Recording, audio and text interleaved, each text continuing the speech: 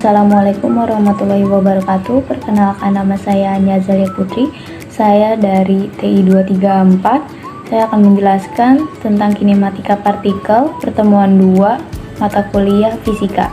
Kinematika partikel adalah cabang mekanika klasik yang mempelajari gerak partikel tanpa memperhitungkan gaya yang menyebabkannya. Sedangkan partikel adalah benda yang memiliki massa dan diasumsi sebagai titik sehingga ukuran dan bentuknya tidak dihiraukan. Konsep kinematika partikel ada 5. Yang pertama, posisi. Posisi adalah lokasi benda dalam sumbu koordinat atau lokasi suatu partikel di suatu ruang angkasa pada waktu tertentu. Posisi dapat didefinisikan dengan vektor yang menghubungkan titik sumbu koordinat ke lokasi partikel. Yang kedua ada perpindahan. Perpindahan adalah perubahan posisi partikel dari waktu ke waktu akhir. Perpindahan adalah besaran vektor. Yang ketiga ada jarak. Jarak adalah total panjang lintasan yang ditempuh partikel. Jarak adalah besaran skalar. Yang keempat adalah kecepatan, adalah laju perubahan posisi partikel terhadap waktu. Kecepatan adalah besaran vektor. Dan yang terakhir ada percepatan. Percepatan adalah laju perubahan kecepatan partikel terhadap waktu. Percepatan adalah besaran vektor. Sekarang masuk ke dalam materi macam-macam gerak. Macam-macam gerak itu ada 3. Yang pertama, gerak satu dimensi adalah gerak yang hanya terjadi pada satu garis lurus. Posisi partikel pada gerak 1D dapat didefinisikan dengan satu koordinat. Contohnya adalah gerak vertikal benda yang jatuh bebas. Yang kedua adalah gerak 2 dimensi. Gerak 2 dimensi adalah gerak yang terjadi pada bidang datar. Posisi partikel pada gerak 2D dapat didefinisikan dengan 2 koordinat, yaitu X dan Y. Contohnya adalah gerak peluru yang ditembakkan secara horizontal. Yang ketiga adalah gerak 3 dimensi. Gerak 3 dimensi adalah gerak yang sering terjadi di ruang angkasa. Posisi partikel pada 3D dapat didefinisikan dengan 3 koordinat, yaitu X, Y, dan Z. Contohnya adalah gerak planet mengelilingi matahari. Gerak horizontal adalah gerak benda yang terjadi pada garis lurus mendatar, tanpa adanya perubahan ketinggian.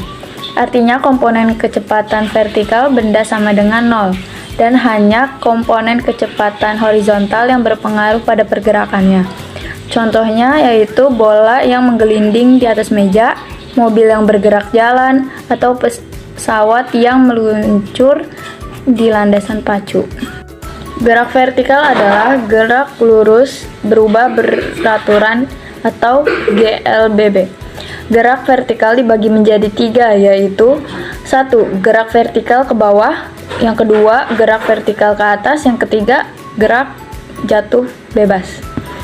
Gerak vertikal ke bawah adalah gerak benda menuju ke pusat bumi secara vertikal dan memiliki kecepatan awal. Gerak vertikal ke atas adalah gerak benda menjauhi permukaan bumi atau meninggalkan bumi. Gerak 2 dimensi yaitu contohnya dapat berupa gerak peluru, gerak melingkar, gerak dalam lintasan elips, dan hyperbola. Ciri-ciri gerak 2 dimensi adalah lintasan benda yang selalu berada dalam sebuah bidang datar. Posisi benda terdefinisi secara lengkap apabila kita menggunakan 2 buah koordinat posisi. Di sini kita gunakan koordinat X dan Y yang saling tegak lurus. Gerak peluru adalah setiap benda yang dilempar ke atas dalam arah tidak vertikal atau ditembakkan dengan sudut sembarang dari ketinggian tertentu. Cirinya yaitu gerak dalam ruang 2 dimensi adalah lintasan benda selalu berada pada sebuah bidang datar. Dengan memahami hukum-hukum gerak peluru, maka sudut penembakan rudal dapat diatur sehingga rudal mengenai sasaran. Arah peluncuran roket dapat ditentukan sehingga roket mencapai posisi yang diinginkan untuk menempatkan satelit pada orbitnya. Pemain golf dapat mengatur kekuatan pukulan serta sudut pukulan sehingga bola jatuh tepat atau dekat lubang yang dikehendaki. Gerak melingkar. Definisi dari gerak melingkar adalah gerak benda pada lintasan yang berupa keliling lingkaran.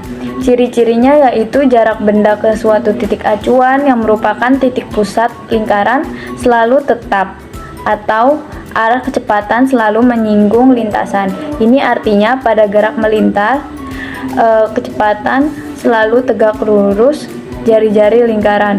Contohnya yaitu roda kendaraan, gerak CD, DVD, gerak kendaraan di tikungan yang berbentuk irisan lingkaran, gerak jarum jam, gerak satelit mengelilingi bumi, dan lain-lain.